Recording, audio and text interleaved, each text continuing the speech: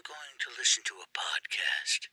Do you like scary podcasts? What's your favorite scary podcast? Well, it better be Guide to the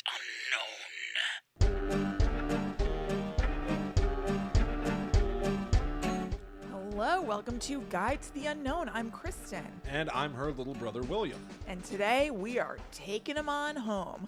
This is the last episode of CAGETOBER. Yeah. What a long, strange trip it's been. Long is correct. It's also technically long because it was a 5-Friday month. This was, we all know, I don't want to belabor it. CAGETOBER, certainly, as envisioned, seemed like a fun romp. Yeah. Through campy, kooky Nicolas Cage horror movies. Right.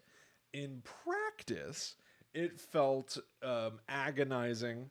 And I don't even know if it was agonizing altogether. Like, there were spots that were agonizing. I certainly found Vampire's Kiss agonizing. Yes. I don't know if I would say that Willy's Wonderland was agonizing, but I didn't enjoy it. Right. I kind of enjoyed, what's it called? The Wicker Man. Overall, I would say tedious. Yeah, okay, tedious. I'll take tedious. For the whole month. But you know what? We stuck it out. Yes. We did it all together, and thank you all for coming on this bizarre October 2021 journey with us. Looks like we made it, gang. It ends now. Right. Evil dies tonight. Evil dies tonight. I got old Huckleberry in the back. Yeah. And I'm going to take care of business. Oh, boy. So this week we did something a little bit different, right? So I'll let down the veil of secrecy for a moment. Okay. Originally, Kristen and I had decided that we would both watch the movie Mom and Dad. This is a Nicolas Cage movie from 2017. He and Selma Blair play a mother and father, a married couple, during a time where all of a sudden, inexplicably, no one's sure why, parents have begun murdering their own children. The trailer for this screamed camp and comedy and fun. Yes, it looked like an intentional B-movie. Yes. And then I watched it first and texted Kristen, I don't think you should see this. So we pivoted. Right. I still will be talking about Mom and Dad. Yeah, because he'd already seen it. So, I've already subjected myself to it. So whatever. And Will had suggested that instead, why don't I watch Season of the Witch? And then we kind of, what? I'm going to take issue with that. You said, okay, I'll watch Season of the Witch. Are you sure about that? I'm sure about that. Okay. Are you calling me a liar? I just thought that was what happened. But go ahead and look in the archives. Because come to find out, you did not watch Season of the Witch. No, I decided to watch the movie Knowing. Oh. What do you know? What do you think you know about Knowing? Oh, boy. Oh, this is weird. Hold Why? on. I'm trying to remember. It's like, I feel like I just had a Mandela effect happen to me where I didn't think that, I forgot that movie existed. And suddenly I'm having these memories. These flashes. I'm having, weird disjointed memories of him in an airport or in an airplane. Maybe reading a notebook that foretells when horrific events will happen? Or no, is this where he's able to see like 5 seconds into the future? Real quick. Yeah. Who's the liar now, you little piece of dump? What did I do? You said maybe you watch Drive Angry or Season of the Witch and we'll each cover one. You brought it up. And then I said, okay, I'll watch Season of the Witch. Because I had started to watch Drive Angry. I've scrolled to the exact same moment in our conversation. Yep. You are correct that I said maybe. That's already... Yeah, but you brought it up. Hold on. I said maybe, which is an uncertain term. It could happen, it might not. You watch Drive Angry or Season of the Witch, and we'll each cover one. Right. And then you volunteer, all right. I'm very curious. I'll watch Season of the Witch. Do I volunteer that out of nowhere, or was it prompted by you? Yeah, I put a nugget out there. Yeah, you're a nugget, all right. Listen, you certainly... I've never seen you turn down a nugget. Who could? Certainly not I. So anyway, I was under the impression that you were doing Season of the Witch, but it's Knowing. So am I right? Is it like a premonition aspect? I mean, kind of. So the deal is, like, there's this piece of paper that was in a time capsule, and it's brought back up, and it has all these numbers on it, just like a ton of numbers. I at first thought it was called Numbers when I looked it up, and then I realized there's no movie called Numbers. It's just that TV show with Dave Krumholtz. Yeah, Dave Krumholtz knows numbers. And the E in Numbers is a 3. Yes, of course. But anyway, and they realize that these numbers are prophesizing disasters worldwide. So it is, and one of them involves a plane. Okay. So, I mean, maybe it was in the he's not trailer. looking in a notebook. He's not in a plane, but you've got some stuff. Yeah. All right.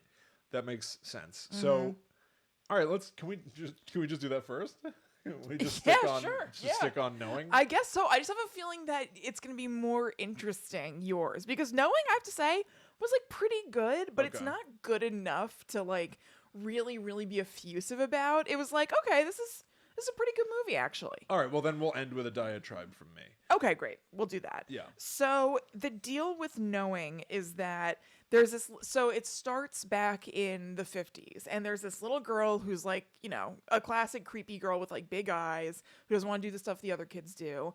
They have a project to draw what they think the future is going to be look like, because they're going to put it in this time capsule. And in 50 years, they'll open up the time capsule. They're going to give each kid at the school at that point an envelope from the time capsule that one of the older kids had drawn a picture of the future in. And they'll see what people thought the future might be like 50 years ago. Cool. So everybody else is drawing like, you know, spaceships and flying cars or whatever. And the little creepy girl is just like leaned over her desk, just like drawing like numbers like she's completely across the page, like margin to margin. She's connected to some power, having a vision or something. Yes. All right. So she says that she hears like whispers, and she's all freaked out about it. So then we go to the future where Nicolas Cage is a professor, and he's good in this. Professor Cage. Professor Cage is Professor Kessler. Okay. John Kessler. And he's good in this. He's not like Cajun up at all. I think there was like 1 minute where there was like a scary person around his house, and he ran outside with a baseball bat, and he was like, "Come get some." Oh. And that was it. Yeah. And it was very out of character for the guy. Not insanely out of character, but I was like, there it is. There's where the cracks in the veneer are. Yep. Yeah. But otherwise, he was just being a good actor. Yeah. He was fine. It's not like it was like such a meaty part or anything, but he was good. So anyway, they open up this time capsule, and his son gets the paper with all the numbers on it. And it's like, what the hell?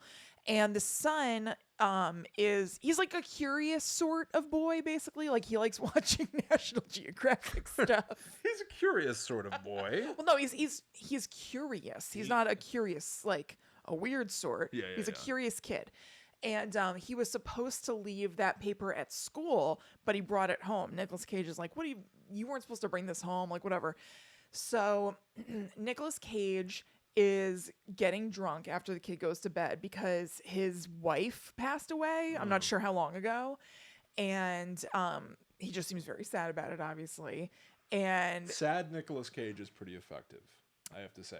They don't belabor it. No. This kind of sadness they don't belabor, but like, you're aware that he's a single father. You know that the mother passed away because the kid says something about it. And so, you know, he's that, bummed. but like that, like put upon kind of quiet. Mm-hmm. Like I remember at the beginning of Wicker Man, where he thinks that he didn't save a kid who died, and then there are just shots of him in his apartment just looking sort of like forlorn. And I was like, he's so lively. Whether or not you agree with his like, you know, absurd choices, he's so energetic and big all the time that watching Nicolas Cage do like quiet guy sitting in a chair conveys a lot. Yeah. He really was. I thought he was really good in this. Yeah. So anyway, so he's doing that. And at one point, there's something on the news that's distracting him, if I remember right. And he was pouring himself another drink, and it just completely overflows. So he's like, "Ah!" And he goes in the kitchen and like puts the drink down on the counter so he can get some paper towels. And then when he lifts the drink up, he realizes that he had put it down on that piece of paper with all the numbers, and where the ring from the drink was circling this batch of numbers. And he looks at it and he's like, there's something weird here. It's like a pattern. Like, what is this about? What about this is sticking out to me? So he has a whiteboard in his kitchen, and he writes the batch of numbers on the whiteboard, and starts kind of playing with it. He's putting like dashes different places, only a couple times, doesn't take forever. And then he realizes that the batch of numbers that he looked at were, and this doesn't become a big overarching part of it, but it was 9/11/01, and then 1229, and he's like, what? That's so weird. What the hell is this? And then they do a very like 2000s kind of thing where he goes on the computer and is like narrating to make sure we all understand what September 11th was. He's like 9/11/2001, or whatever. And then he sees that on the website he's on, that it says that 1,229 people died in it, and that's the number that was after 9/11/01 in the thing. So he's like, that's weird. Like, what the hell is this? So he starts playing around with all of the numbers on this thing, and like he'll find something that seems like a date and then go to the computer and look it up, and they're all these disasters like across the world. So the form that he's seeing this night is that it's the date and the number of people who died in that thing. But this was written 50 years ago. Right. So where did this come from? What's the deal? And also there are all these gaps in the page as well, where it's a batch of numbers but doesn't seem to coordinate to anything. He doesn't know the deal. So his friend is Ben Mendelsohn from The Outsider. I like him. I do too. So he's like, and he's another professor or whatever. So he's showing him and he's like, yeah, that is weird, but like it could be a coincidence. Like, what could this mean? How could this be or whatever? And what's with the gaps in the numbers? Like, it's not perfect. Like, you might be finding these things because you're searching for them now, like kind of an apophenia sort of deal where you're ascribing too much meaning to something when it isn't actually there, but now you've looked for it and you can kind of make it fit what you're thinking. And he's like, I don't know, whatever, this is weird. So then he's driving somewhere and he's in traffic and he's like, "Bleh," and he has the GPS on and he looks at the longitude and latitude on the GPS, which I don't know if that's on a GPS actually or today, but whatever. And he recognizes the numbers and he's like, oh, I think that's what the gap in numbers are. They're like longitude and latitude. So they do give you a place. Because I was going to say, it's weird and kind of interesting and maybe something fun to explore in and of itself to be like, on this date, this number of people will die. Yeah. And this sort of weird hopelessness of well, okay, what am I supposed to do with this information? I can't everybody on the globe, be careful. Something bad happens today, but I don't know where or what or how. This movie ended up being heavier than I would have thought and kind of bleak and weird. The ending is very weird. Excellent. So, spoiler alert for both these movies. Oh, yeah. Mom and Dad and Knowing. Yeah, totally. I'm just telling the whole plot to Will right now. It's basically what this is going to be. So he sees that, and I guess he has the paper with him. I don't totally remember. And he realizes that longitude and latitude coordinate to today. Like, it could be right now. And he's like, oh, God, what the hell? What? The longitude and latitude? Coordinate to the date that he's in the car looking at it. So, like... So the latitude, longitude numbers he's looking at coordinate to some sort of disaster that is going to happen today in the movie. Okay. And where he is right now, apparently. So that's also, that's another coincidence that he happens to go to the same place. Yes. Which they talk about. That's part of it. Did they explain why he is drawn to these places? Not really. Why did he end up here? Oh, kind of. He thinks he's like meant to know this stuff so that he can like help people or whatever. That's like the same as saying the writer wanted him to go there. You know what I mean? Yeah. He is meant to go there. Somebody said Nicolas Cage ends up there. Yeah, and they told it to this little girl who wrote it in the thing. So there's this accident ahead that's like causing all of the traffic, and he gets out of his car because it's like deadlocked. And he runs up to the like cops and stuff, and he's like, hey, what happened here? Did a lot of people get hurt? Because he's thinking like, the number or whatever. Is anybody hurt?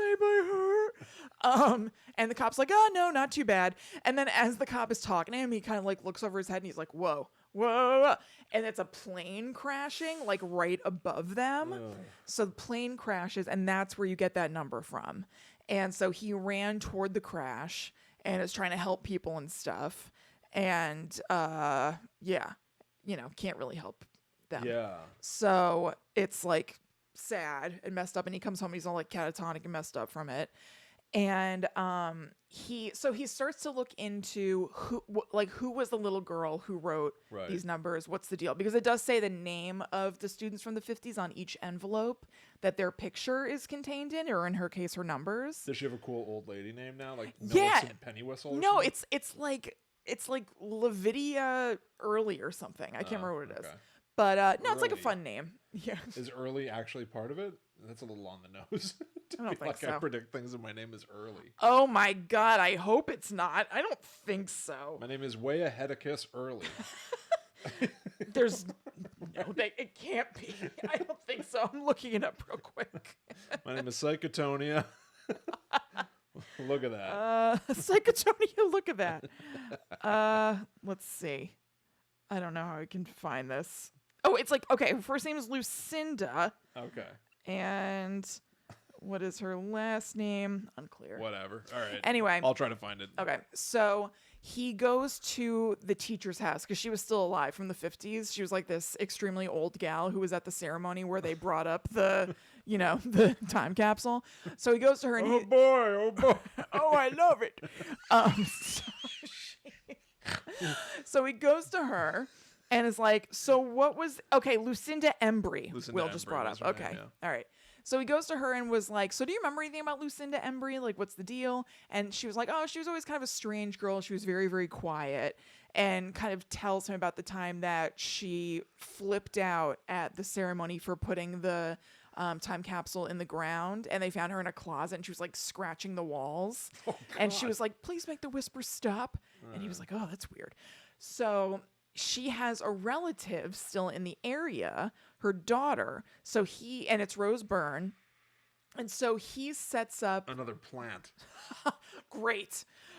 So he sets up a meeting with her, like he follows her or something to the museum. Yeah. And then he and his son get to talking to her and her daughter, and he drops on her like, look, your mom wrote this thing. Did she ever talk about numbers a lot or like anything? And she's basically like, yeah, my mom was obsessed with all that stuff and it drove her crazy and it's not real and I don't want to get into this. It's like, screw you. And he's like, oh boy, okay. So they kind of part ways. Oh boy, okay. Yeah. He's Bill Clinton. And the son is starting, because he was on the receiving end of this paper with all the numbers, he's starting to hear whispers too. Something weird is going on. Okay. And then one night his son sees a man in his room. It's a man, baby. Oh. It's a scary man, like a really like pale, tall dude who's in his room. And Nicolas Cage runs in and the guy's gone, except that Nicolas Cage looks out the window and he sees a guy like on their property. So that's when he grabs his bat and runs outside. He's like, hey, get off my property. And then real quick is like, come get a taste, or whatever it was. Come get some. I can't remember. Come get a taste is way better. Yeah, I know. I don't remember what it was, but I was like, aha. Taste of Cage. That's right. So eventually Rose Byrne comes around and they start kind of looking into stuff and being like, what could this mean? And she's telling him things like, my mom always talked about October 19th as the day I was going to die. And it's like coming soon. And just, all this upsetting stuff. And there was this picture in her home with her mom that she said her mom would just stand in front of and stare at all the time. And it's kind of like, it looks like an old-timey book platey kind of picture. And they have like a photocopy of it as well, besides just the one on the wall. And one of the kids is just like doodling around and colors in this like kind of sun thing above this figure's head that was in the picture. Colors it in like the sun, like kind of orangey and Is it above yellow. the person's head or behind their head? It's like behind / engulfing, not engulfing their head in flames, but behind. So that's how like in like a Christian Catholic church. It's a Catholic thing. Yeah, like when they depict like Jesus, they have that sunny sort of aura thing around his head always. It wasn't Jesus, but it definitely had that sort of feel to it. So, it was yeah, a Catholic some thing. Element of significance, importance, yeah. There's a little bit of a theme too of like, science versus faith sort of stuff going on. It's not a heavy theme at all, But like Nicolas Cage's dad is a priest, and they don't speak anymore, because it seems to be, it's got to be deeper than this, but like Nicolas Cage doesn't believe in that sort of stuff, and maybe his dad is really pissed at him for not being part of the church or something. Okay. But it's something that's mentioned. He has a sister who visits him and is like, you're going to want to talk to dad sooner or later or whatever. And so they're talking about like the cataclysm and stuff like that. So anyway. Catechism? Catechism. Okay. Wait, no, I don't know. I don't think catechism is something there a cataclysmic different. event? Yes, but I think it's called the cataclysm. Okay. Because catechism is something else.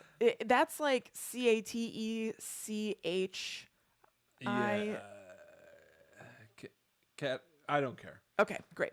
So this is silly, but seeing the like sun thing around that head makes him remember, they've been talking on the news about how the sun is getting too hot and there could be this crazy solar flare.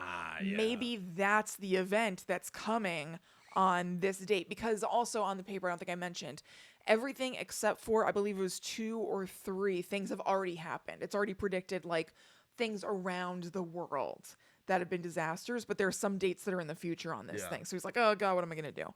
So he realizes that probably the solar flare is what's coming up, and holy crap, this is very scary. We gotta like warn people and let them know, and whatever, there's like a huge disaster that's gonna happen. So they're trying to do that, but people are not taking him super seriously. He reaches out to like professor friends and stuff, and then it sort of catches on, I believe, and it starts being on the news and stuff, like, okay, you should be getting to like a basement dwelling if you can. And basically the news is playing it down a little bit. Yeah. Not intentionally probably, but like from a scientific standpoint, like Nicolas Cage and whoever else are like, this is going to fry the human race. Like there's nothing we can do about this, but they have to tell you to do something. So they're like, get below ground. It's interesting that, and real quick, I did look up cataclysm, and it is described as like I'm used to it being used as like a cataclysmic event, but a cataclysm itself is a large scale and violent event in the natural world. Yeah. So yeah, you're 100% right. I just wasn't used to that form. But so it's weird that, and not weird in a bad way. I actually think this is all really kind of intriguing. It was pretty good. But so him as like, well, I read it on this piece of paper that there's going to be a solar flare. It's going to feel like my skull's on fire. Yeah. Like He doesn't have an accent in this one. Okay. So just but like, feel like my skull's on fire. My skull is on fire. You still did an accent, but okay. Whatever. It could feel like he's being a conspiracy theorist not to be taken seriously. Right. And being so ineffective to actually get people to listen to him, because it's a crazy thing to say on this piece of paper. There's a suggestion that on this date something horrible is going to happen, and I think I pieced it together. It's a solar flare. Right. You would almost think that would make him helpless. It's almost weirder to me that some people take it seriously at all. I know. I'm going to be totally honest. I can't remember how it comes around that they're taking it seriously. I mean, maybe there's just scientific evidence that, like, scientist man said he is right. Yeah, right. Because it's not a big thing where we're having like a montage of him going to different scientists or outlets and being like, listen to me. Right. Like he tells Ben Mendelsohn, that montage from Ghostbusters where now they're sitting with Larry King. Yeah, right. Right. Like we're just, he's trying to get the word out a little bit, and then everybody's taking it seriously, basically. Yeah. So, he and Rose Byrne they're just friends, but they're going to take their kids somewhere to try to be safe or whatever. And on the way, they're separated. They're like doing different things. They're going to meet up somewhere. Okay. So Rose Byrne has the kids with her, and she's filling up at a gas station. And the scary dude who was in that kid's room comes and steals the kids away. So you're like, oh no, like what's this? And So she's like, oh no, they have the kids, whatever. So she jumps in a car and is running after them. And then she gets hit by a car. Oh. Like very, very badly. Like it flips a bunch of times. And I was like, oh my God, is she? Because, you know, she had said like, today's the day I'm supposed to die. Right. So here's what I kept thinking was going to happen in this movie. And it's not what happens at all. I thought they were going to prevent this end of the world thing. Yeah. They don't. Oh. Yeah, I thought they're going to find some way to do that. You would Right. think that that's what happens. That's Fire Nicolas Cage into the sun. That's a hero movie. Yeah. And somehow they were able to prevent this. The world ends. The world ends at the end of this movie? Yes. Hang on. What? So anyway, and so when Rose Byrne got in this crazy accident and she like looks pretty dead, like not crazy, but her neck is kind of a weird angle. And I was like, wow, she actually died. And she kind of flutters her eyelashes. And I was like, oh, okay. So what it's going to be is that she technically did die on this day, but she came back to life. But no, she dies. They kind of resuscitate her a little bit and she's in the ambulance with Nicolas Cage. And then she for real dies. Why is he in there? Wait, is he in there? I think he's in there. Yeah. Maybe I could be of some assistance. Let me at her.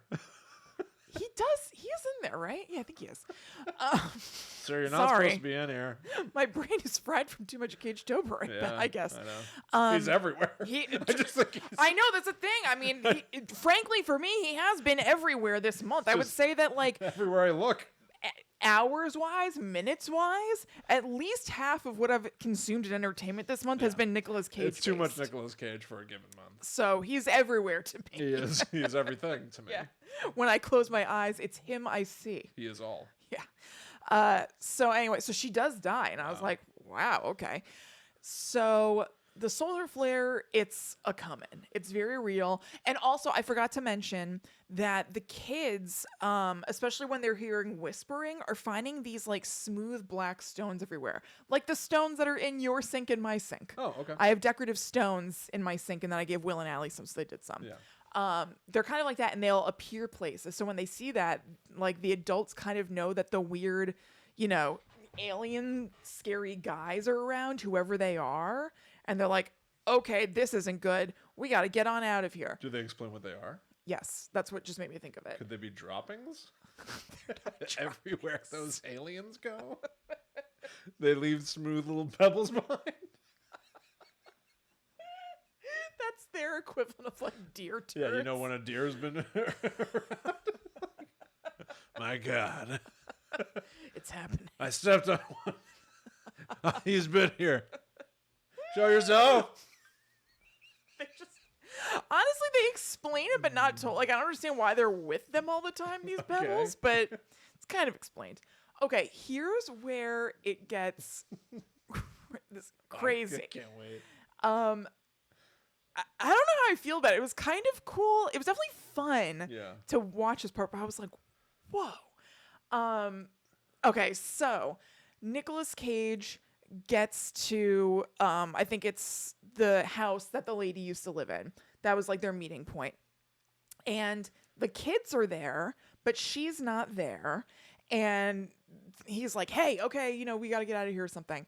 And his son is like, no, we have to go with them. They're going to save us. And it's like a group of these tall, scary, pale, thin dudes in suits and like overcoats, like 5 of them maybe. Okay. And one of the guys communicates telepathically to the kid that like the world is going to end here, but we're going to take you and protect you and you're going to be totally safe.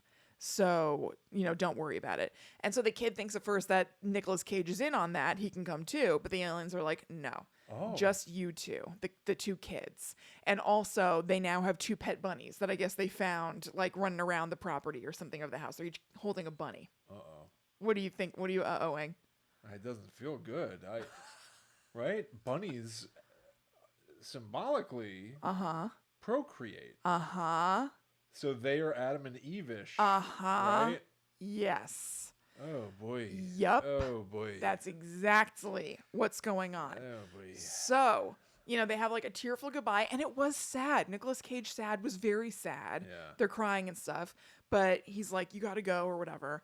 And so, Here's the thing that was cool. I think I'm getting ahead a little bit. The alien spaceship is very cool looking. This is heavy. So that's what I'm saying. I'm surprised by how much this has. The concept of this has hit me. Nicolas Cage being like, well, I'm not dead yet, but you'd better get out of here. Because I'm going to die. Why can't he just come and get old and die? I don't know. Why I don't does know. he have to die on this planet? I don't see why not. He seems like a good guy. They have no room in the ship? I don't know. Leave the bunnies. I know. Okay, so he gets to the place or whatever. I'm backtracking, like I said. He gets to the house and he sees the kids, he sees the alien dudes, and there's like a gigantic spaceship. And I think it's pretty awesome looking.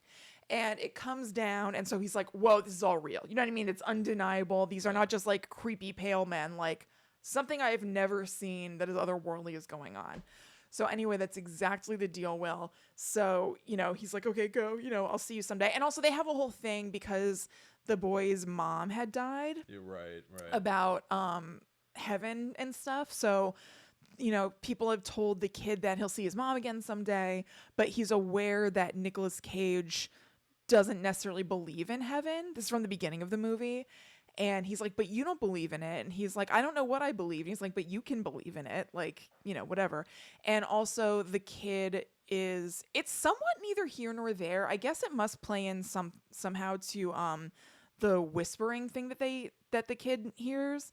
But he has like a lot of hearing loss. Like he doesn't have complete hearing. So he has just in one ear a hearing aid, and Nicolas Cage do like a little bit of sign language. Okay. So they had a sign language thing that they did in the beginning, like a typical, big Hollywood movie. There's something in the beginning that loops back around toward the end. Set up and payoff. Yeah. So they do like a you and me forever love you kind of thing in the beginning. So they do that. And the boy and the girl, who I don't think asked about her mom or anything. I think we were too busy doing business about Nicolas Cage and his son. But She's anyway, too busy like doing the transaction. Yeah, right. So you're telling me you can take me off this turkey? That's right. I'm out. So the dudes first of all, the dudes in suits remind me of Indrid Cold a little bit. Do you remember that story?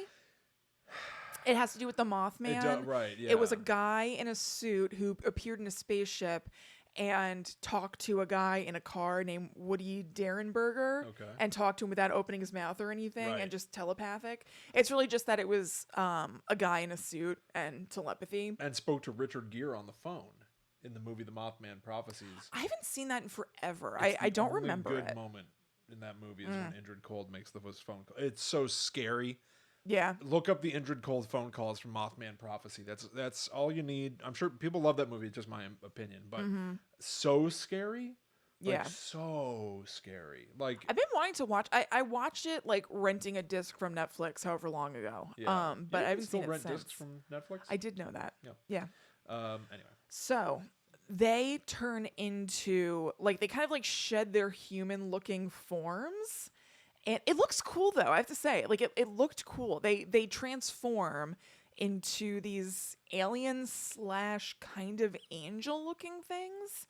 Mostly alien, but they're sort of see-through and like bluish and cool looking. You can see through it and you can see they have like something like a brain. And then they have like, to call them wings would make it sound too solid. Like this shape kind of thing behind them that looks somewhat wingy. Okay. So they're like reminiscent of angels. And they and the kids go up into the ship and it like closes around them or whatever. So then and when the ship is taking off, all these stones around Nicolas Cage start rumbling off the ground because of the force of the ship going up. And you're like, oh, those are the stones. But like, why are those stones appearing everywhere? Maybe are they like getting like burned and polished by alien technology? You know? Maybe, but why are those stones? Oh no, I mean like, why are they like in Nicolas Cage's house? Like that feels like the alien would have to take it and put it there. Well, I guess it did. Maybe it's according to your theory. Yeah, exactly. Oh, I took it and put it there. All right. So then he's just like, we're just with Nicolas Cage on the world that's dying. Finally, some time to myself. So he gets in his truck And he drives over to his family's house. The streets are crazy, like just packed with people like looting and like doing crazy stuff. I saw at one point there was a guy who just had two people on either side of him pulling him in either direction. I was like, what are they doing? What are they getting from this man? It's just extras that were allowed to improvise. Exactly, for sure. So he goes to the house and he, like hugs his dad and is like, I love you or whatever. They're making up in the end times. And they have the TV on at the house, and there's a news guy being like, we're going to stay on as long as we possibly can. But as we've said, get to a basement dwelling, whatever. And starts like glitching out. And then you see from the outside just a gigantic like fire thing just going through the city, rolling over all the houses, screwing everything up, and then it like explodes the house that Nicolas Cage and his family are in while they're hugging all together. They're doing a family hug. Oh boy. Everything is decimated. They're showing like They leave no room for doubt. No, they're showing like Times Square with like rolling like smoke and fire and like the my Chrysler God. building going down. And I know I've told you I don't like stuff like that. It gives me such a weird feeling. Yeah. And I was like, oh man, I don't like this at all. So the world is just dead and gone. It burned. It burned. So here's the Wow. part that is the weirdest. Wait, something else happens now? Yes, we have to leave on a note of hope. Okay. This is the weirdest thing of all, where I was like, oh my God. Oh, can I guess? Yeah. Mhm. Okay. So the planet's been decimated. Yes. Right? So we fade to black. We fade up. And there's just like soot and fog and smoke and dirt and like, buildings have been leveled. Everything is demolished. And then we push in and there's a breeze and it's whipping up some of the dirt on the ground. And it cleans off the face of Nicolas Cage, who opens his eyes and goes, let's get this party started. Close. Okay, yeah. Close. No, we go to this like other planet where the two children are running in fields of what is kind of like wheat, Shut up. I guess. But it kind of has like, I don't know, it's like alien wheat. Right, they had to come up with like alien fruit and vegetables now. Right. Right. So they're like running around playing with the bunnies and stuff, and they're running toward a tree that's like the tree of life. And there are other spaceships that are kind of like around, and it looks like a beautiful planet, and you can see like the moon and stuff. So they're just the aliens drop them off to like the Earth experiment has failed. We're starting so they're this starting over. a new Earth. Yes. They're So starting a when new you say Earth. the moon, is it our moon? I don't know. Okay. It looks like our moon. I That's don't know. weird. Okay. Are they there's- being left to their own devices? No, I'm not sure because there are other. The planet's going to be pretty different this time Oh, yeah. with just bunnies. What the hell? Well, here's the thing. There are other spaceships. So are those all Oh. kids? So they're just going to start over another kid planet? Those are like the Noah's Arks. Yes, of- exactly. So maybe they have, giraffes in one of the pods or whatever. Also, if you're going to start over, why kids? Why not like, I don't know, like teens or adults or whatever who You are have going to wait a little bit. That's what I'm saying. So why start with like a 10-year-old? So anyway, that's how the movie ends. It was crazy. I mostly liked it. Like it was like, I find do I recommend it? right. A very soft recommend, because a lot of the time I was like, this is actually a pretty good movie. It's not like amazing or anything, but I was like, okay. I will say I do find myself intrigued by some of the concepts that you're bringing up. I was shocked at how bleak it is. I want to see. Did you look up any reviews or anything? Yeah, Roger Ebert loved it. He did. Yes, but it doesn't have good reviews altogether. It's Okay. rotten on Rotten Tomatoes. It's got a 6.2 on IMDb, which is pretty average. Yeah, But yeah, the Rotten Tomatoes 34%. yeah. Now I'm not a person that puts a lot of stock into Rotten Tomatoes. The only time I do is if it's something that I'm on the fence about watching already. Yeah. And I'll be like, all right, let me kind of see what other people are thinking about it, and then I, whatever. Yeah. But it's not a huge deal for me. So the critics' consensus from Rotten Tomatoes is Knowing has some interesting ideas and a couple good scenes, but it's weighted down. Weighed? Yeah, weighed down. Yeah. But it's weighted down by its absurd plot and over seriousness. Yeah. It sounds like it's a movie about, like, in a way, religion. It sounds like it's a movie about Kind faith. of. They don't lay that on thick at all. Yeah. But I mean, it's definitely there. I mean, that's Like like it made Signs. me. I would say it made me think of Signs, but it's not anywhere near that sort of level. Right. As far as faith, or as far as like a good movie. But like aliens mixed with Yep. religion, Yep. mixed with horror. Yep. Signs, right? Interesting. I Yeah. mean, listen, It was, I don't know what to say. You've intrigued me. it was interesting. You could do worse. Yeah. It was okay, but yeah, definitely especially seeing the kids on the other planet. I was like, whoa. I mean, that's a minute. Yeah, I just looked up a photo of that other planet, and yeah, I guess it's like golden wheat, right? I was really hoping that it would be like, pink or teal brown, like some stupid looking alien planet. It's not normal. Like, the things that stick out of flowers, like lilies or whatever, there's a name for them, but these little kind of stick things that come out and then they have like a little bulb on the end. Okay. That's kind of what the wheat looks like. Oh, okay. Interesting. The phylum or something. I don't know. Interesting. Well, you said you could do worse than knowing, Right? and I think I have. Well, William, I'm very excited to hear about it. But before we go there, let's take a breather. Let's regroup.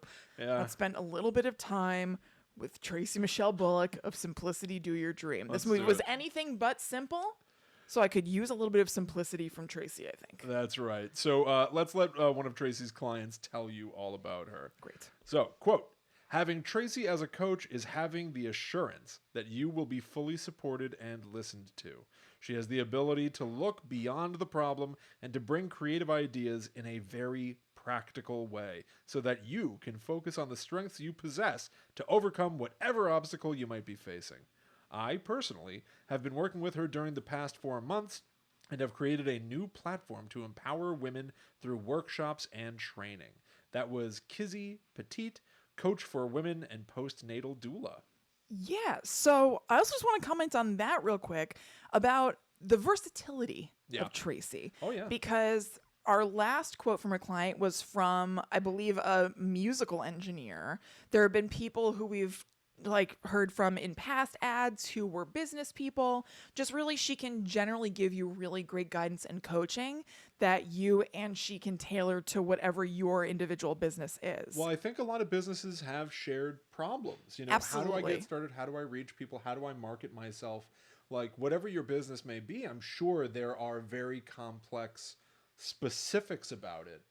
But also, there are a lot of common struggles when you're trying to get something off the ground. And, you can't overstate how important it is to have another pair of ears. Totally. And so you can try out Tracy's pair of ears risk-free by doing a 30-minute coaching call with her for free, which is nuts to me, that you can book through her Instagram or her website. So getting started is so low stakes and easy. So, to check out Simplicity Do Your Dream and make your appointment for career coaching from someone who really gets it, go to @Tracy Michelle Bullock, that's Michelle with one L, or www.simplicitydoyourdream.com. Just for Guide to the Unknown listeners, Tracy is offering 20% off your first month of coaching if you name drop GTTU Pod when you get in touch with her. That's right. So again, that's @Tracy Michelle Bullock on Instagram or simplicitydoyourdream.com, and let Tracy know that Guides to the Unknown sent you for 20% off. Yeah, thank you. Thank you. All right, so now let's talk about our final Nicolas Cage movie. Yes. For CAGETOBER. This is going to do it. Okay. This is the end, friend. This is the end. So I watched a movie, like I said, called Mom and Dad. Now, again, this seemed to be a slasher, a lighthearted slasher. Certainly a dark comedy, right? The entire premise is mom and dad want to kill you. Right. As a matter of fact, some of the taglines are, sometimes they just want to kill you. They brought you into this world, they can take you out. That's a very good one. It's a very good one, but I also like the sort of nuance of this one. They brought you into this world, now they'll take you out. Right? There's That's more good, too. urgency of like, it's happening right now, mom and dad are going to kill me. And the synopsis from IMDb is, a teenage girl and her younger brother must survive a wild 24 hours during which a mass hysteria of unknown origin causes parents to turn violently on their own kids. The poster says it's one of the great jet black comedies and like a twisted remake of Home Alone on bath salts. Okay. I'm always a little wary when people are like, it's like blah, blah, blah on bath salts. You should be wary. Yeah. In particular, bath salts. Let me just say, it's not good to be on bath salts. No, it's not. Right? But I feel like referencing bath salts in particular Right. is something that I'm like, what? Aren't bath salts what created the Miami zombie? You remember that? I don't know. A guy ate another man's face. Yes, For it real, was. in real yeah, life. yeah, And yeah. it was bath salts. It was bath salts. It's not good to be the anything on bath salts. No, but it's the cool thing to say. You know what I mean? Instead of saying on acid, on Right. bath salts, that's what I'm saying. It conveys a dorkiness to me. It can, not only does it convey a dorkiness, but my point is, Home Alone on bath salts sounds like bad news. Stay away from it. Yes. Right? But, for certain people, fun to watch. I suppose. Well, I walked right into a trap that I didn't see coming because we talked about this last week with Ghost Rider, right? So the original Ghost Rider, charming, goofy, Yeah. right, went down smooth. It's not a great movie. It's a fun, As smooth as jellies from a martini jar. Exactly. I mean, glass. well, whatever, martini jar. But so we avoided watching Ghost Rider Part 2, Ghost Rider Spirit of Vengeance. Right. Because it was directed by the guys who made the Crank movies, Neville Dean and Taylor. Those are two different guys. One is Neville Dean, one is Taylor. Just goes by Taylor? Well, it turns out it's Brian Taylor. Okay, fine. Who wrote and directed Mom and Dad. Okay. And I didn't know that. So I ended up watching... Whoopsie doozy. I ended up watching another Nick Cage movie that has this... Now, listen, I like Crank. Mm-hmm. Have you ever seen Crank? I haven't. I know that you and Dad would watch Crank. It's an awkward father-son movie. Is it? Yeah, a couple of scenes are kind of weird. I Okay. don't really remember watching it. Maybe I did. Maybe I'm wrong. I don't know. I whatever. It is a kooky, crazy, high octane. Mm-hmm. It's absolutely an action movie on bath salts. 100%. Our dad crazy. loved that Jason Stratham. Yeah, he didn't know how to pronounce his name, but he No. loved him. So I was also telling Alan the other day, Shaggy, the Oh, singer yeah, Dr. Shaggy. Sexy. Yeah, he thought his name was Dr. Sexy. Yeah. Anyway, moving on. It's so weird that he had an awareness of Shaggy anyway. At and it was all. basically because he would pick me up from school and I had him put on like Z100 or whatever. Right, and it would be in like St. Louis. Telefantastic. And then Dad would go like, "Was this playing Dr. Sexy again?" Yeah. Like, doctors, where'd you get that in your head? His name is Dr. Sexy.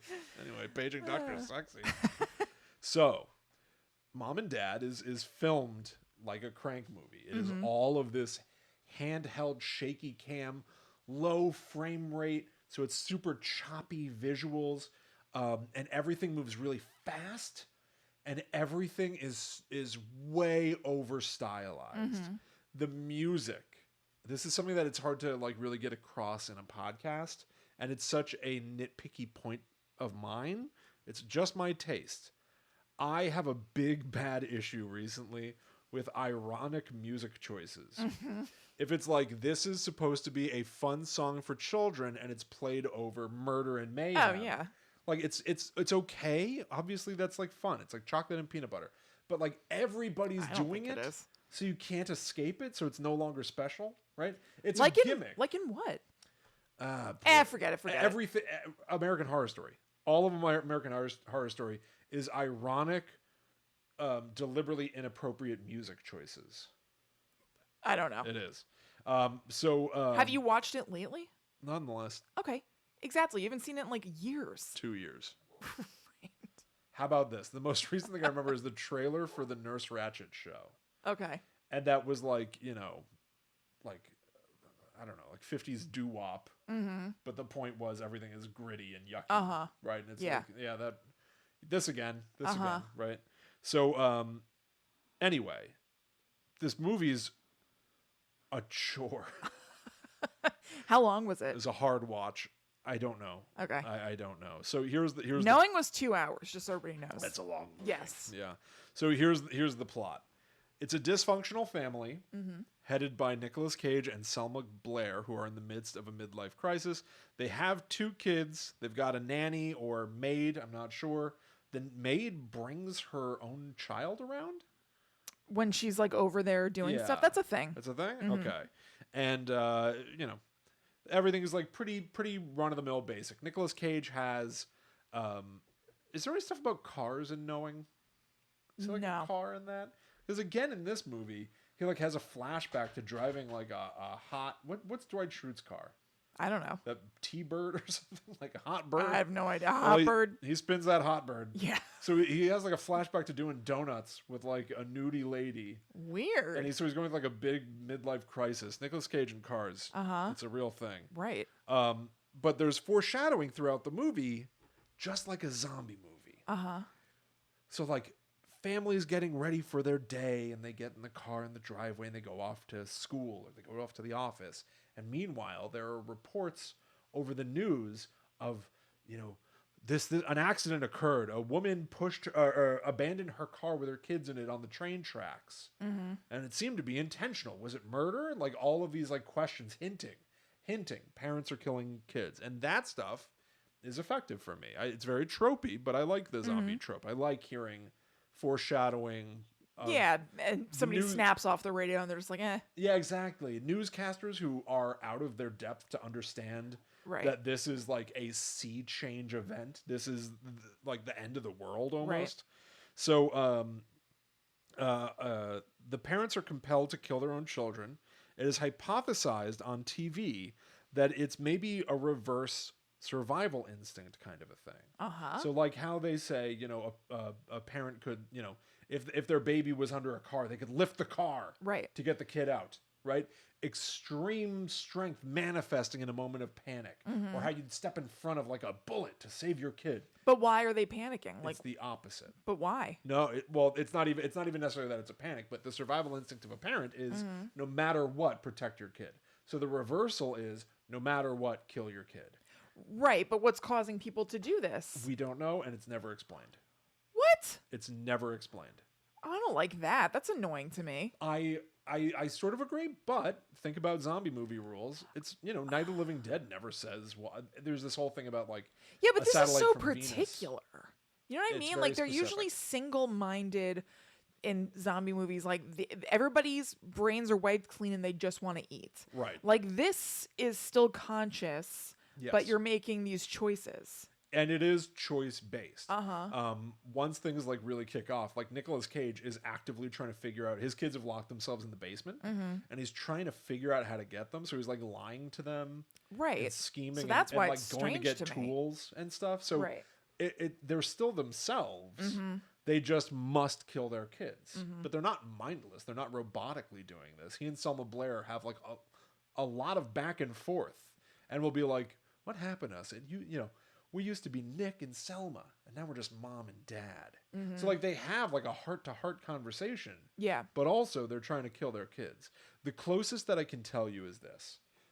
When you watch the movie, undeniably this is piped in, but they don't commit to it, which is why I'm not saying this is the cause. There's a sound. There's a sound frequency, and it seems like maybe it's being passed over the radio. Maybe it's literally something that people are hearing. I don't know if that means it's a thing in the air or whatever. A guy on TV, played by a comic book writer named Grant Morrison, says maybe it's biological warfare, right? So like maybe some sort of a sonic frequency is triggering this reverse survival instinct, this reverse protection instinct in parents, where they have no choice. So certainly you hear this like big tinny sound all the time. Okay. But the movie doesn't want to commit Weird. one way or another. So what's wacky? There are a million wacky things in this movie. Ultimately, spoiler alert, I'm just not going to recommend this movie. I don't think anybody needs to watch this movie. The ideas that are interesting, I'll just share with you here. I'll just tell you about them. But I cannot emphasize enough how unpleasant the experience of watching this movie is. The sound of it, and especially the look of it. This choppy slow-mo frame rate. It sounds like I would And hate extreme it. close-ups. And Thank you for sparing me. I just knew you. I knew you wouldn't. Yeah. Oh boy, Allie left the room. Yeah. Allie stopped watching it, and I think I would have too if I wasn't doing it for the show. They create scenarios in this movie. So the daughter of the family goes to school, and while she's in school, all of a sudden, parents are just showing up at the gate outside the school, like leering, trying to get in, being like, "Send my son out. I need to see my son." And the teachers, and we're not sure what they're being told, but like a teacher picks up a phone and is like, okay, all right, everybody stay in your seats. So he must have been told something. He's probably been told something about parents are killing their kids. I don't know for sure. So the teachers, the point is, the teachers of the school know, don't let the kids get to their parents. And yet the parents are basically trying to climb this fence to get in. And at one point, a kid breaks free of the teacher because they've got the kids have got this thing of like, well, no, my mom's saying I have to come to her. You're just a teacher. I got to listen to my mom. So the kid breaks free of the teacher, runs for the mom. And this mob starts like pulling him over the fence. The teachers are trying to hold him back. And it was almost interesting. But then the shot of what happens is an arm, like the kid's been grabbed over the fence. The parents got him. And then they show an arm raise up. Now, in any slasher, this would be the moment where like Jason lifts the axe and he's about to bring it down. This arm raises up and it's holding a key between its knuckles, like a stabbing weapon, and it's already covered in blood. That was the kill. It already happened. The movie didn't show us. It sort of caught us up that he I guess just it's a got kid. stabbed. They're not shying away from violence in this movie. It almost just feels like they didn't have the budget or the time, which I can sympathize with, but it's very puzzling to watch. It's almost like things happen out of order. Weird. But here's the next like sort of fun wrinkle. Your parents want to kill you. They don't want to kill anybody else. The entire compulsion is about killing your own offspring. You're not violent otherwise, theoretically. Like there's a moment where Nicolas Cage's daughter is like running home. Her boyfriend's trying to protect her. He had an altercation with his father in which he basically killed his dad to survive, which is, it's scary. It's life or death stakes. Yeah. Like, I sort of relate to that stuff. But they run into a man whose like hands are covered in blood and he's walking toward them. And they're like, oh my God, this guy's a murderer too. But no, he's just checking his mail. Yeah, he doesn't care about you. He doesn't care about them. Which is why it's so puzzling. When they get home and Nicolas Cage has come home from work early and he immediately attacks the boyfriend.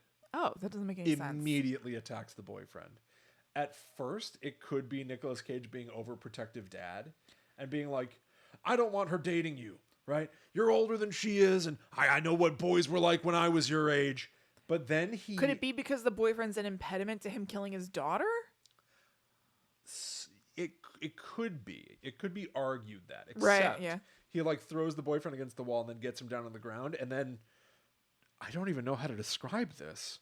Nicolas Cage sort of crouches over him and raises his hand and looks at his raised hand. Okay. And whap! Brings it down to smack it on the kid's head, smacking the kid's head into the ground. Of his home? Of his own home. And I guess he just killed that That's kid very with like a strong. slap on the head. That's so I don't know what I'm seeing. Yeah. I don't know what I'm looking at.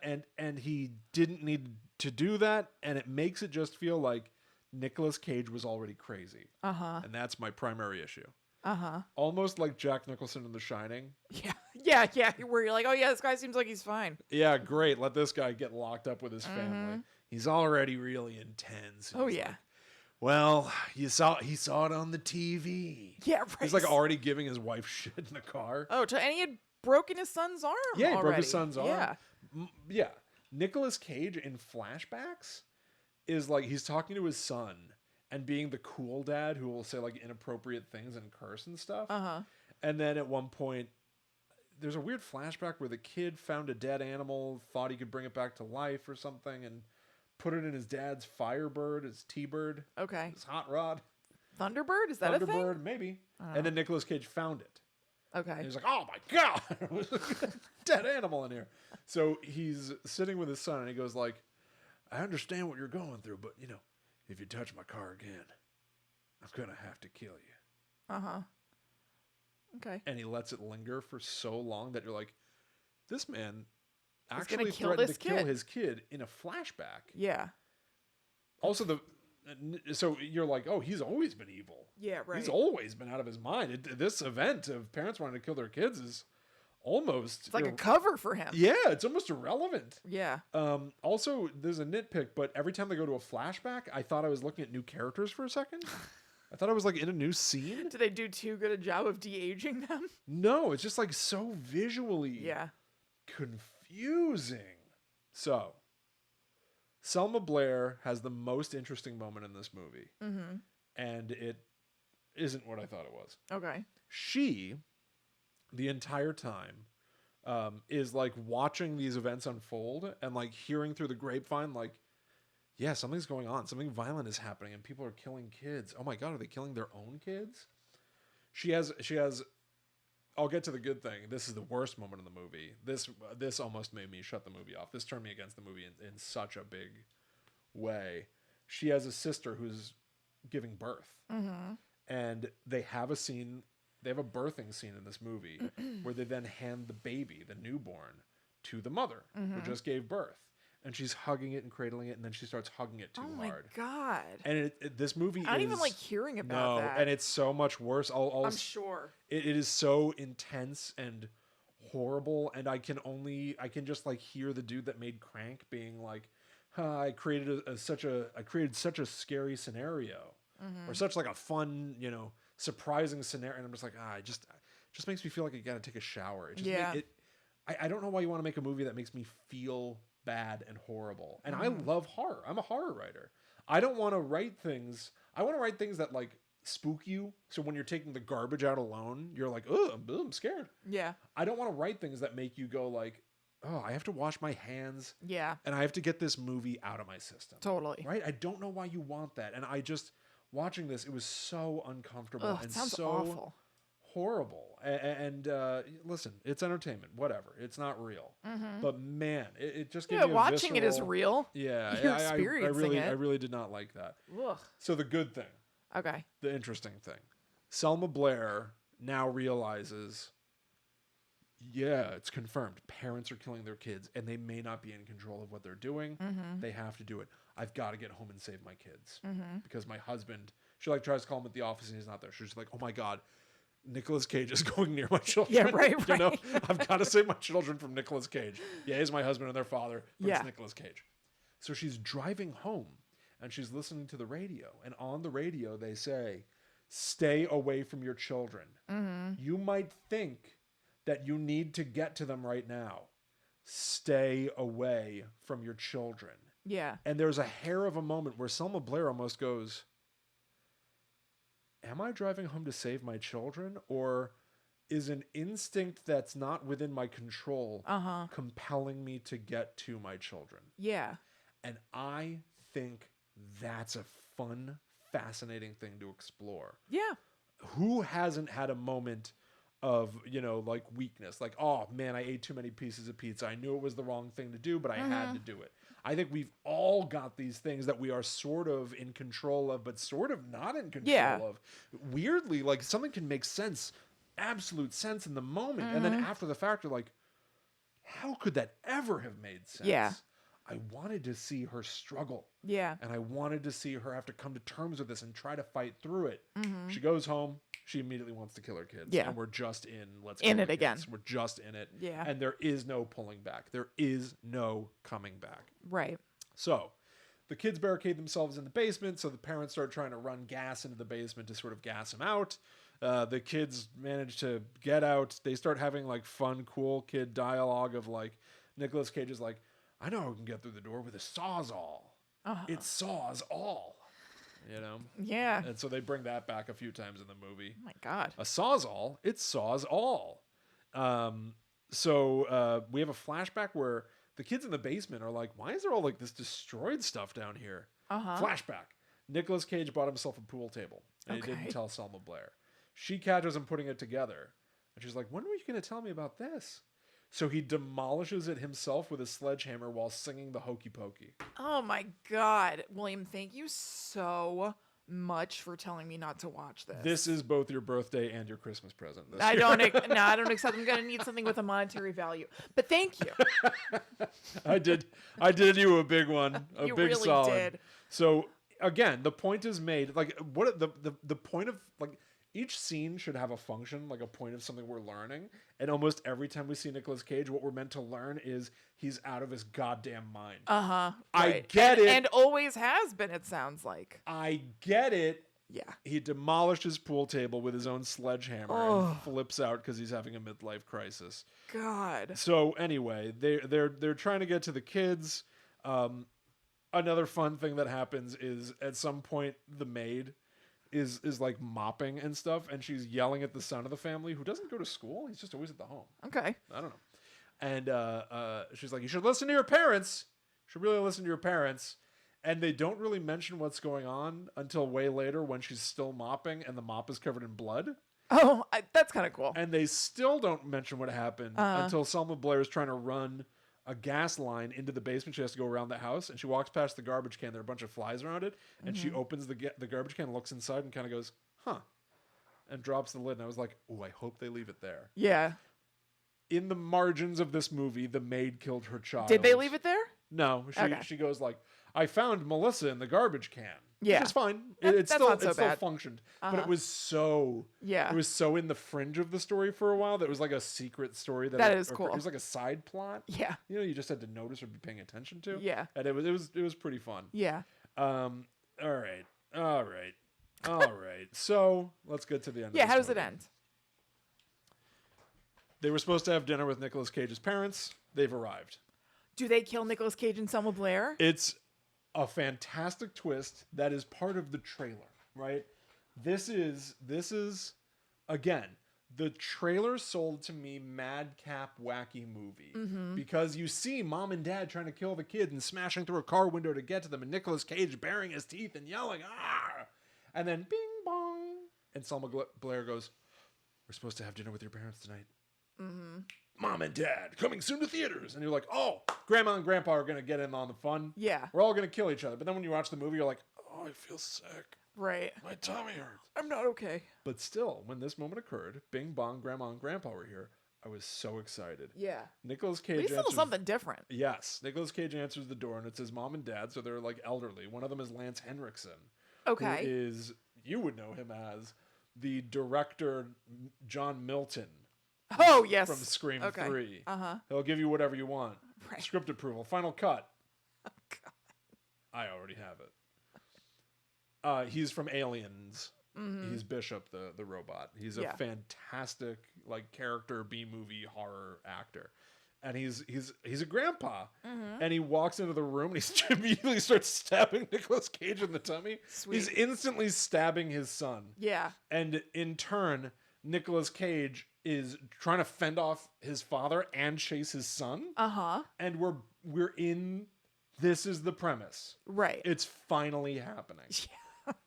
I mean, the premise has been happening, but like the promise of the premise. Yes. What you thought the movie was going to be like. A crazy event. Yes. That's kind of fun, and I don't know how it's going to transpire. Yeah. Is occurring. And so Lance Henriksen, at one point, Nicolas Cage like is scrambling through the Firebird to get to his son, and Lance Henriksen comes up and just grabs his leg before he can fully climb in, just starts stabbing the leg. Oh my God. It's just crazy. Yeah. And then puzzlingly, Grandma and Selma Blair fight. Yeah, right. I figured that's what was going to happen, even though it doesn't really make sense. It doesn't make sense. She should be trying to kill Nick Cage as well. It didn't make sense when Nicolas Cage was attacking the daughter's boyfriend either. Correct. So there's plenty that doesn't make sense. And again, this is arguably a very simple concept. So to deviate from these simple rules are important. If you tell me that something functions a certain way, you can subvert it in a really satisfying way and tell me, oh, no, there's another rule you didn't know. Yeah. Or there's a twist on the rule that you hadn't considered. Right. But if you tell me parents are only killing their kids, and then seemingly paradoxically, occasionally a parent is just attacking someone. Yeah. Because the movie needs violence. It doesn't make me sit there in the fun of the moment. It makes me go, huh? Right. And you don't want your movie to make me go, huh? Totally. So, they die. Grandma and Grandpa, I honestly... Do they live? I mean, their parents probably aren't around to finish them off. Their great-great-grandparents? Yeah. I would love that. That's great. Bing bong. Oh, we were supposed to have dinner with your grandparents' parents. Yes. Just keep going. So I think they get hit by a car or something. I think Grandma gets hit by a car and Lance Henriksen This movie sounds really bad. gets hit by a car. Right? I'm not sure. The ending. And you can see I just started writing no. Yes. Yeah. This is me in the moment going, what? Yeah. Okay. Nicolas Cage, everybody's been like knocked out in this battle. Grandma and Grandpa are dead. The kids get the one up. They tie Selma Blair and Nicolas Cage to a support beam in the basement. Okay. And they are fully subdued so that they cannot hurt the kids anymore. And the kids are sitting there and they wait for Selma Blair and Nicolas Cage to wake up. And they tearfully are like, I love you, Mom. Why are you doing this? I love you, Dad. And then it pushes in on Nick Cage, who goes, sometimes we just want to... Bam! Mom and Dad. Credits roll. Boo, boo, boo, boo, boo. Badass. Woo! Woo, woo, woo, woo. Yeah. Air guitar. Woo, woo, woo. The movie doesn't end. You know what I mean? Like, it just doesn't end. Oh, I thought you meant something else happened. I was like, No. what? How could this be? No, yeah, the right, movie stopped right. happening, but the story Yeah, didn't just, end. yeah. They just went to It stopped credits. occurring. Yeah. It stopped happening in front of me. Yes. And I could not have been... I don't think I could have been more irritated. You must have been somewhat relieved Listen, I was happy to for be it to be over. released. Also, when this moment occurred, I had been texting you. Yep. And I was like, I don't think you should watch this. I'm at the end. So, it's ending right now. And it ended right then. And I just texted you, well, it ended. Yeah. I don't know what I'm left with. I don't know what's happening. Oh, God. So let's just see what I wrote. Okay. All right. This is not nice. Oh, this isn't nice. So I wrote, it honestly seems kind of amateurish. Now, I'm an amateur, right? Yeah. I looked at this and I was like, this is somebody being like, I'm going to do something that nobody expected. Not considering whether or not something unexpected is something people will like, so it just feels very try-hard and phony. Yeah. And intended to make me go, whoa, you got it! Yeah, right. But instead, I'm just annoyed. Even the, and I know this is marketing material. This is not the filmmaker saying this, but like one of the taglines or the premise or whatever, it was like the kids must survive 24 hours where their parents are attacking them. Oh. Well, for all I know, That's this weird. maybe never ends. Yeah. But the movie doesn't conclude it, so I have zero idea. And the movie doesn't tell you there's like a clock going, right? Not at all. I would almost like to see what happens when they leave the fog. Would you though? Well, here's the thing. Here's another note I have. Someone remake this. I think this is a fun idea, or it has potential. And I think that this is a great example of a movie with a concept that is conceptually fun and executed in the most flawed way possible. Yeah. I would sort of like to see these as like realistic characters. There's also kind of an interesting moment where on the news there's a dad who's already killed his kids, and the camera's just on him, and he's looking at the camera and he goes, I really wish that I could summon even some crocodile tears for you. Yeah. And tell you that I, didn't mean to do it, or that I wish I hadn't done it. He goes, I think what's going on right now is awful. I think what's happening now is horrible. But for me, it was just the right thing. Yeah. And That's scary. It's very, very scary. Yeah. Very, very scary to me. And I would like to see that be explored, Yeah. to be honest. All right, what else did I write? My biggest problem here is just the sensation of having the movie leave on its worst note. You walk away irritated. Frustrated is a bad emotion to leave your audience with. Yeah. Yeah. And I don't know if this was as intended or if this is a compromised ending. Maybe they wanted a sequel to pick up from exactly here. But I don't know. I doubt it. That just sounds like a weird stylistic choice. It's just a cool guy ending. Yeah, totally. It's the same thing as like, cut to black gunshot. Yeah. You're like, Yeah. ah. Right. It's like controversial. Right. So I wrote down, I've got some 5-star reviews. I've got some second opinions. Let's just do one. Oh, but Kristen, they're Just good. choose the one. They're short. There's one long and two short. All One's right. really short. All right. This is from Joe. Movie was shot on my street. This movie was partially shot on my street. My house and car are in several scenes. Not a lot of movies are shot in Louisville, Kentucky, and ever fewer shot on my street. The house they were using is 3 houses from mine. Was fun watching a movie being shot. Never realized how many people are behind the camera. Nick Cage and Selma Blair did come over and do a meet and greet. It was like a big neighborhood party. The movie was okay.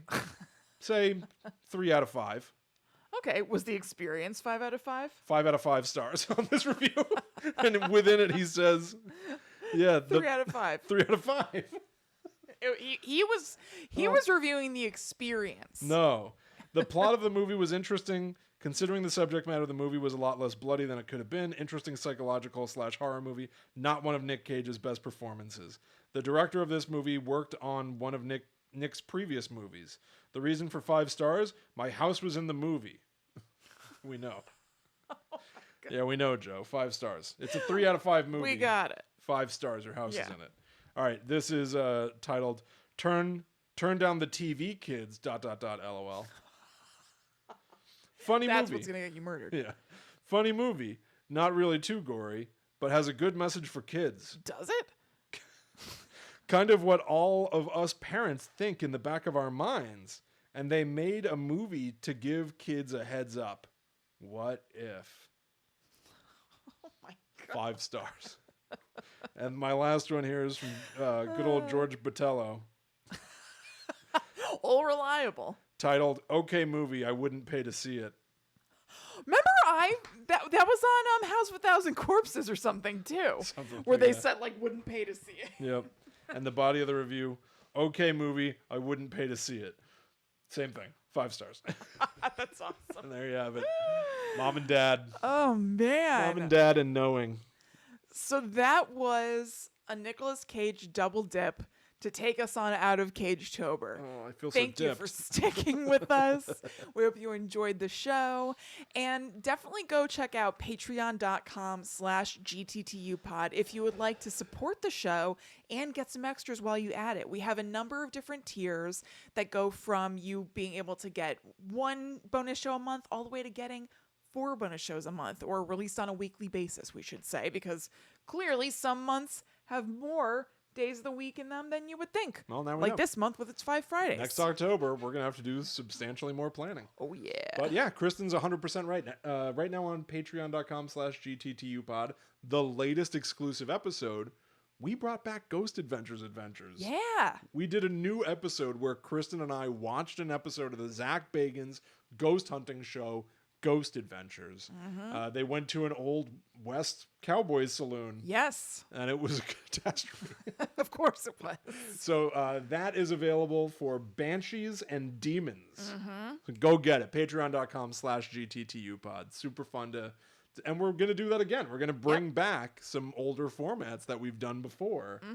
Only on Patreon. So dive into that. And thank you all so much for doing it. Yeah, thank you. You can also find more stuff at gttupod.com. That's where you can find links to our private Facebook group, our merch store, all of our episodes, info on advertising, and whatever else you can think of. Yeah. And also, this is the week of Halloween. Yes, that's If you're right. listening to this as it drops, Halloween comes in 2 days' time. Happy Halloween. Happy Halloween, everybody. The scariest thing of all is that we ever did CAGETOBER, or for some of you, that it's done. Right. We've gotten a lot of positive feedback about CAGETOBER, Yes. and thank you all for that as well. I will say, I'm excited to do something different next week, though. I'm not going to lie. So thanks all for checking out this episode and hanging out with us. Find us online if you'd like to talk to us. Yep, I'm at Chillin' Kristen. I'm at The Myth Traveler. We'll be back next week for something that Nicolas Cage has nothing to do with. Nope. But until that time comes, we must travel. Back to the netherworld, go we. All right. It's going to be a while before I watch a Nicolas Cage movie. That's so funny. I was about to ask you, like, do you think you're going to hold off on watching a Nicolas Cage movie for a while? Somebody from work recommended one to me, and I was like, What that was sounds it? great. I'll get to it when this is all out of my system. Do you remember